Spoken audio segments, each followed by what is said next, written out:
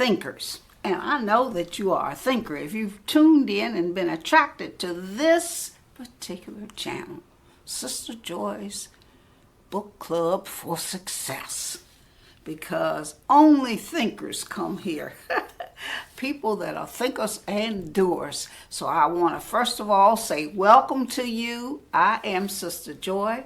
And if you will take this opportunity to grow, you will receive some of the greatest wisdom that has ever been given forth in the world. Not from me. I'm humble. I humble myself. But from books like The Law of Success, which is the #1 book in the world for self-help for success. Think and Grow Rich, The Power of Positive Thinking, What Makes the Great Great, and on it goes. These are books that I have read and used over the years, actually for about 40 or 50 years, to lift myself out of poverty, lack, and limitation. And you can do the same thing if you're willing to apply yourself. And today we are starting with the very first chapter from Napoleon Hill's famous classic book, The Law of Success. It is on achieving a definite chief aim.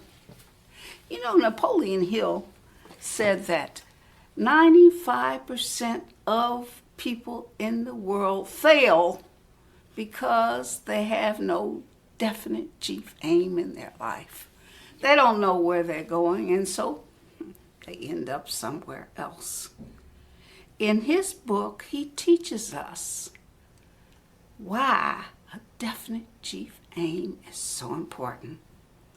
He said, singleness of purpose is power, because when you have singleness of purpose, which is a definite chief aim, then you can take all of that energy that you have and focus it on one thing and achieve it. And so the first thing we want to concentrate on in this lesson is finding out what is your dream. What is the desire within you that keeps gnawing at you and pulling at you and won't let you rest? What is it that you could make a definite chief aim in your life? You have to find that dream, that goal that you want. That's the first step. What is it? Write it out. Write it out and put it up. Put it up where you can see it every day. When you first wake up in the morning, you see it. And when you go to bed at night, you will see that definite chief aim in your life. And when you do this, that is a technique Mr. Hill says will set up what is called auto-suggestion.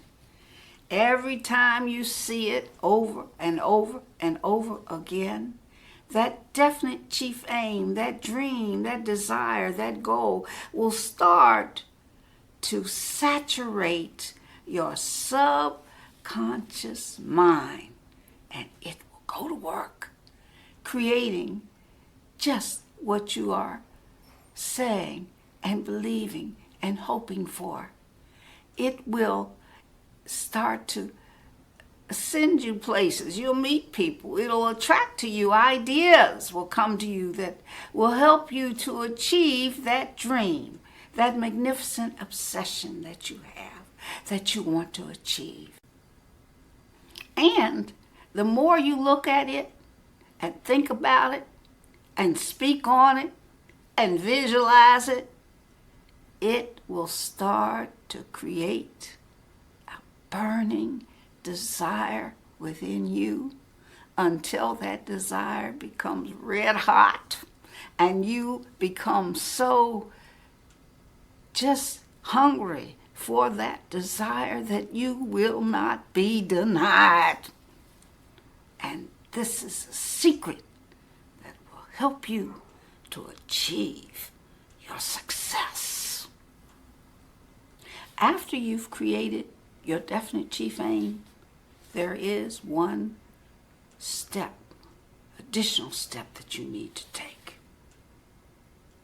You must create a plan of action. You know, it does no good if you hear and read and understand knowledge and wisdom, but you don't put it to action. It's like the old African proverb says, when you pray, move your feet, because nothing happens until you take action.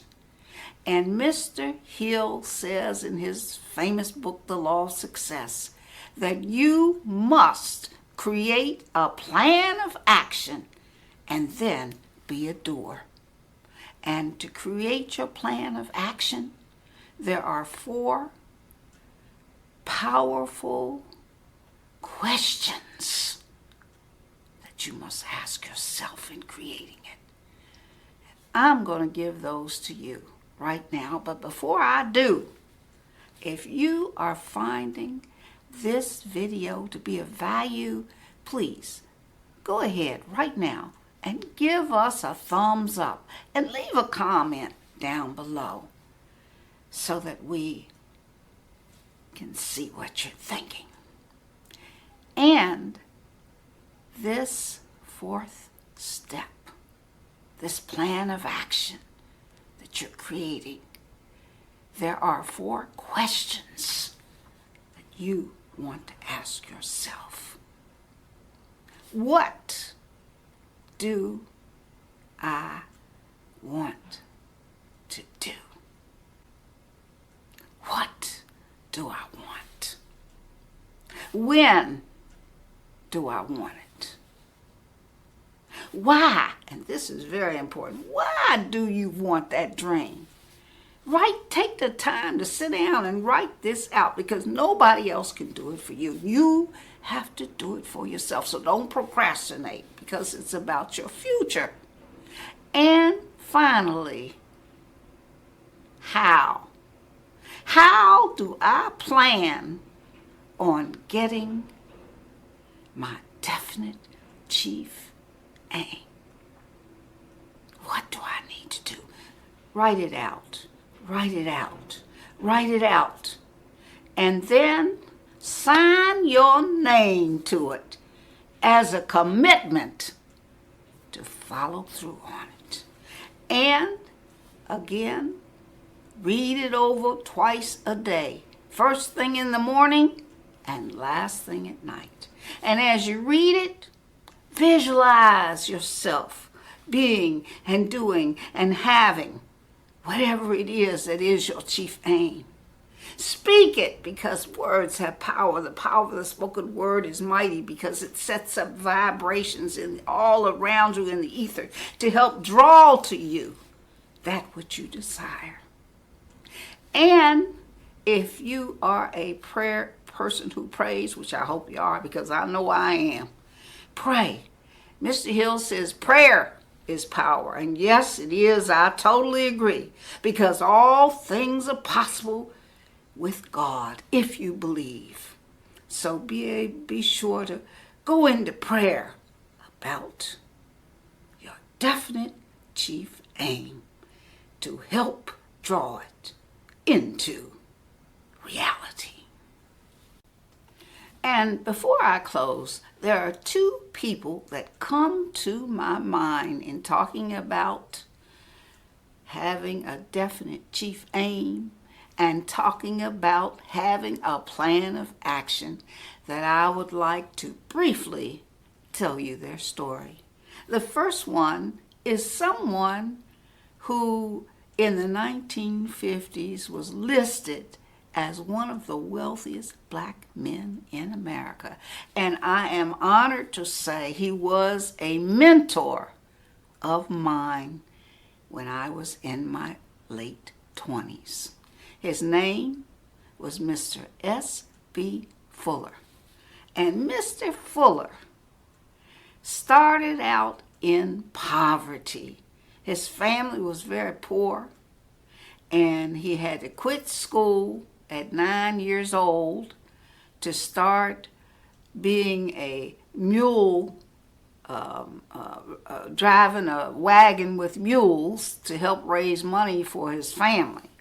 And he, as a young man, he said he always wondered, why is it that some men and women become wealthy and have everything they need, and others stay in such poverty, lack, and limitation? And he thought about that and thought about that and thought about that.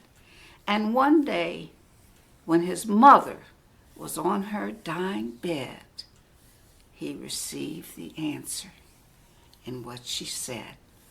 She said, SB, don't ever let me hear you say it is God's will that we be poor. It is not God's will. The only reason we are poor is because your father never made up his mind to be anything else. Make up your mind to get out of poverty, and you will. And that became a burning obsession to him. It became his chief aim to become a wealthy man. And he achieved it through teaching himself how to read, reading sales books and books like Think and Grow Rich and The Law of Success, and books that would inspire him. And he came upon an idea, took $25 and bought a case of soap during the depths of the Depression and started to go door to door selling them. And as he did, he helped others to sell as well. And in the 50s, he owned newspapers and real estate and one of the largest businesses, door-to-door businesses in the nation, and became one of the wealthiest black men in America. It was because he had a definite chief aim, and he fueled it with reading and repeating over and over this desire, and it became a burning obsession in his life. And that's why he was successful. Having a plan of action, thinking of that, I thought about a movie that I saw recently, and if you haven't seen it, you certainly should watch it. It's called, I think, King Richard, and it is the story of Venus and Serena Williams and their father. Their father was able to help them become famous because, same reason, he had a definite chief aim that they were going to be tennis champions, and he had a plan of action to make it happen. What is your definite chief aim? Do you know what it is? If you don't, starting right now, you've got to think on it. Figure out what is it? What is it? Figure out what it is that you really want to do with the rest of your life, and begin to write it out and to make a plan of action,